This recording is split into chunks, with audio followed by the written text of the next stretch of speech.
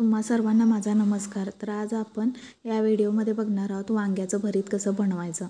तर चला तर आपण बनवूया। तर मी इथे मोठे काळं वांग घेतलेलं आहे आणि ते स्वच्छ धुवून ते पुसून घेतलं आहे। त्यानंतर त्या वांग्याला तेल लावून घ्यायचं आहे आणि त्याला सुरीच्या मदतीने काप करून घ्यायचे आहे। वांग्याला यासाठी तेल लावून घ्यायचं कारण वांग आपलं भाजल्यानंतर त्याचे जे साल असतात ते पटपट निघतील, म्हणून आपल्याला वांग्याला इथे तेल लावून घ्यायचे आहेत आणि सुरीने असे काप मारायचे आहेत, म्हणजे वांग जे आहे ते आपलं आतपर्यंत व्यवस्थित असं वाफवले जातं। आता आपण याला गॅसवर भाजून घेणार आहोत।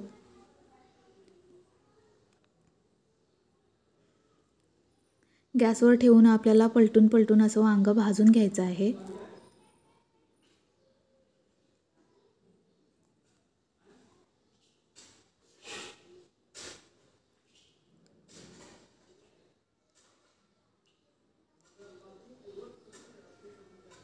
जर तुम्हाला इथे चटका लागत असेल तर तुम्ही फोर्कच्या चमच्याचा वापर करू शकता। आता आपलं इथे वांग भाजून झालेलं आहे। त्यानंतर मी एक कागद घेतलेला आहे आणि त्याच्यावर ते वांग ठेवून त्याचे साल काढून घेत आहे। तुम्ही बघू शकता तेल लावल्यामुळे आपल्या वांग्याचे साल पटपट निघत आहेत।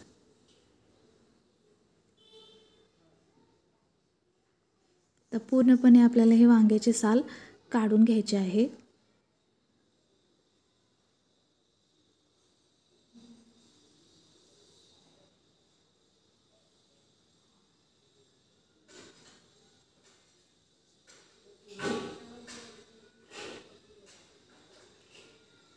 आपल्या हाताला चटका बसणार नाही अशा पद्धतीने आपण ते वांग्याचे साल काढून घ्यायचे आहेत। जर तुम्ही वांग्याला तेल लावलं तर तुमचे वांग्याचे साल पटकन निघून जाईल। त्यानंतर आपल्याला असा या देठ काढून घ्यायचा आहे।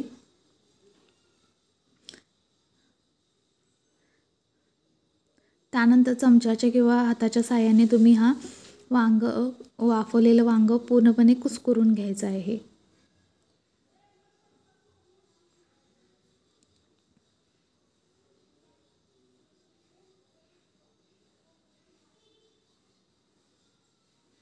त्यानंतर मी इथे तवा गरम केलेला आहे, त्याच्यामध्ये मी 1 चमचा तेल घालणार आहे।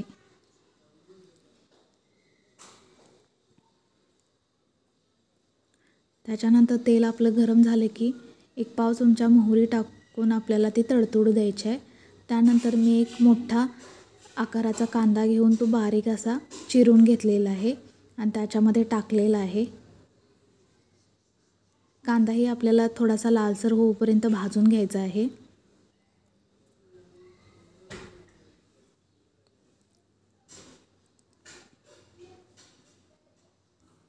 त्यानंतर कांदा नीट भाजला की आपल्याला एक अर्धा टोमॅटो टाकायचा आहे।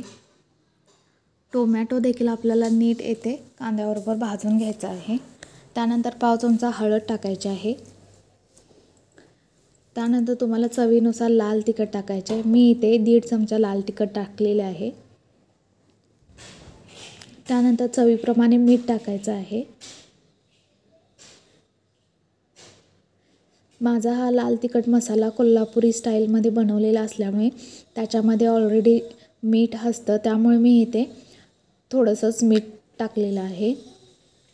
आता ते वांग्याचं आपण पूर्ण कुस्करलेलं होतं ते मिश्रण याच्यामध्ये टाकून मिक्स करायचं आहे।